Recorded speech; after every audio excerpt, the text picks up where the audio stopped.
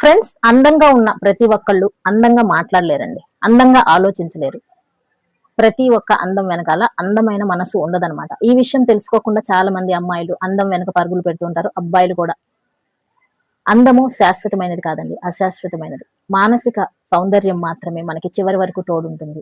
ఈ విషయం కనుక గ్రహించి మన పార్ట్నర్ కి మనం విలువ ఇస్తే చాలా బాగుంటుంది. మనం గమనించినప్పుడు చాలా చోట్ల చూస్తూ ఉంటాం, అమ్మాయి సూపర్ గా ఉంటుంది, అబ్బాయి యావరేజ్ గా ఉంటాడు, లేదంటే అబ్బాయి సూపర్ గా ఉంటాడు, అమ్మాయి యావరేజ్ గా ఉంటుంది. వాళ్ళిద్దరికి మధ్య కనెక్షన్ ఎలా వచ్చిందంటారు?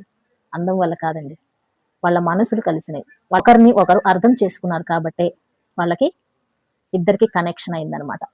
అదే విధంగా మన పార్ట్నర్ లో కూడా అందం లేదు, హెయిర్ స్టైల్ లేదు, పర్సనాలిటీ లేదు, ఇట్లాంటి వంకలన్నీ వెతుకుతూ ఉన్నామంటే మనం నిజమైన ప్రేమని మిస్ చేసుకుంటూ ఉంటాం. నిజమైన ప్రేమ ఉన్న చోట ఇవన్నీ ఉండాల్సిన అవసరం లేదు.